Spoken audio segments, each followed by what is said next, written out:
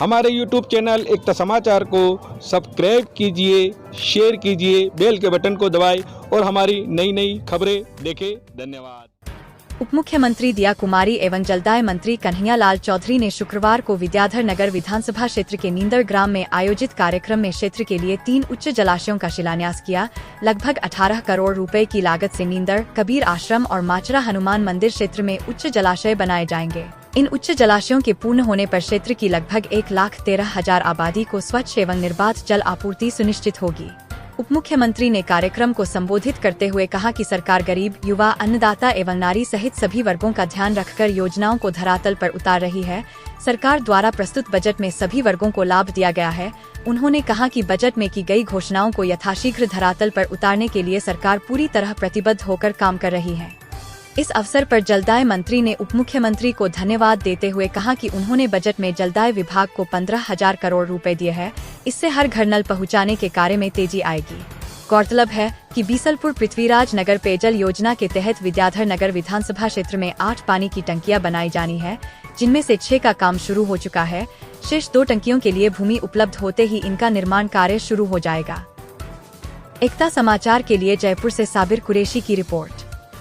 सारी ऐसी योजनाएं हैं जो माताएं बहनों के लिए है, किसानों के लिए है। जयपुर के लिए विशेषकर मेट्रो का एक्सपेंशन भी होने वाला है। हाईटेक सिटी बनने वाली है जयपुर के आसपास।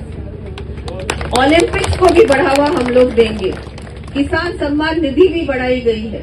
युवाओं को रोजगार 70,000 हमारे जो रिक्त पद है उनमें भर्तियां होंगी और ये शुरुआत है।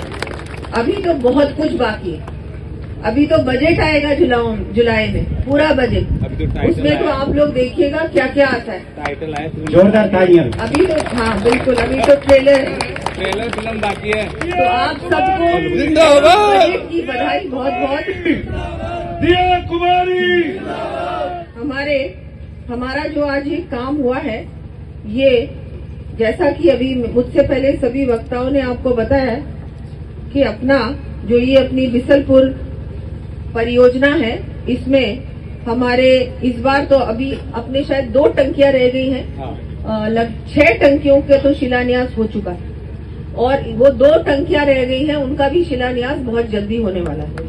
ये बहुत ही खुशी की बात है, क्योंकि मैं यहाँ पर जब आई थी तब ये बात बहुत ज्यादा, चुनाव के समय भी आप लोगों ने मुझे कहा कि यहाँ पानी की भयंकर समस्या है। और बहुत दुख की बात है कि 5 साल कांग्रेस का राज था, लेकिन उन्होंने इन 5 सालों में आपकी पानी की समस्या का कोई भी इन्होंने वो नहीं निकाला, कोई भी हल नहीं निकाला और अभी भी आप लोग टैंकरों से पानी पी रहे। बहुत दुख की बात है। जयपुर जैसा शहर और विद्याधर नगर तो ऐसा क्षेत्र है जिसके बारे में पानी की कमी हो कोई सोच भी नहीं सकता, लेकिन यहाँ बहुत पानी की कमी है। इसलिए मैं मंत्री जी से भी निवेदन करती हूँ कि आप यहाँ पर हमारे हर वार्ड में पानी की समस्या है तो उसका भी निदान आप जल्द से जल्द निकलवाएं और यहाँ की क्षेत्र की जनता को पानी पिलाने का काम आप करें। हम सब जानते हैं कि ERCP जैसी महत्वाकांक्षी योजना को हमारी सरकार लेके आई।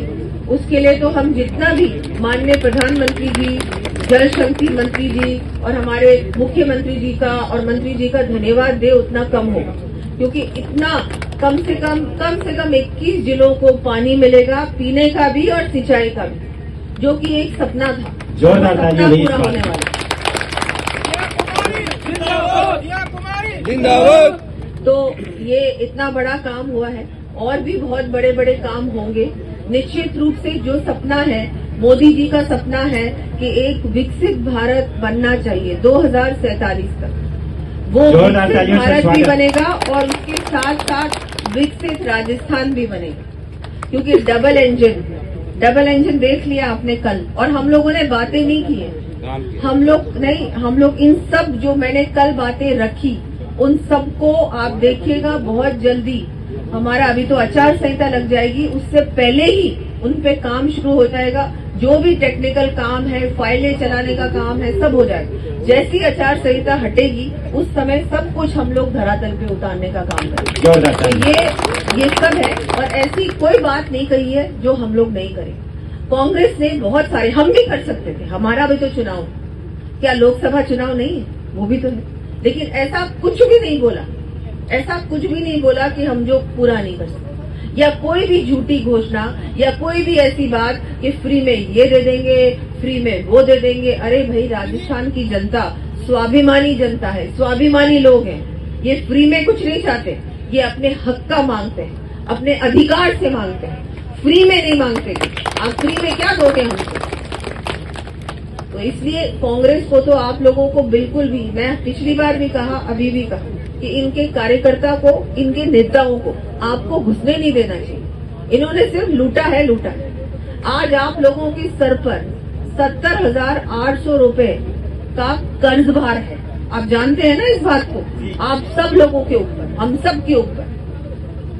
ये 70,000 किसने बनाया? कांग्रेस ने बनाया। इससे पहले हमारी सरकार थी 17-18 में, उस समय इसका आधा था। इन 5 सालों में इन्होंने इसको डबल कर दिया। क्यों? फ्री की रेवड़ियां बन, फ्री की रेवड़ियां। ये फ्री की रेवड़ियां खुद की जेब से नहीं दे रहे हैं, ये आपकी जेब से दे रहे हैं। इस जेब से निकालकर इस जेब में डाल रहे हैं और आप ही की जेबें हैं दोनों। तो आप इनकी बातों में ना आए। एक मोदी सरकार को अब हमको दोबारा लाना है, केंद्र में लाने का काम। राजस्थान में तो आप लेके आ गए, लेकिन अब हमारा महत्वपूर्ण चुनाव सर पर है। उसमें मैं जानती हूँ कि पूरा क्षेत्र मोदी जी के पूरी गारंटी के ऊपर विश्वास करता है और दोबारा से इस विश्वास पे आप भरोसा करेंगे और फुल वोटिंग करेंगे। आज इस कार्यक्रम के लिए मैं सभी का आभार व्यक्त करती हूँ, धन्यवाद देती हूँ। आप लोगों के बीच आने का अब मैं आती रहूंगी। बीच में क्योंकि बजट की तैयारी थी तो सब लोग व्यस्त थे, विशेषकर मैं, लेकिन अब आप लोगों के बीच तो घर पे ही है तो आते रहती हूँ मैं। कुछ शादियों में से वार्ड नंबर 1 में तो गोद हो ही गया अब, क्योंकि सबसे ज्यादा मैं इसी वार्ड में आई।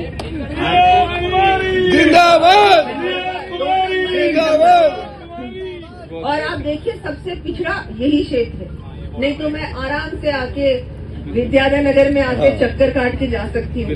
वो काम नहीं करना। जहाँ पर सबसे ज्यादा पिछड़ापन है वहीं पर पहले आना, और हमारी सरकार भी उसी पे काम करती है।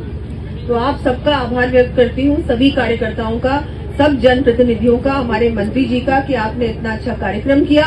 और सबको बहुत बहुत बधाई कि अब पानी हमारे घर तक आने वाला है। बहुत बहुत आभार। जय जय श्री राम।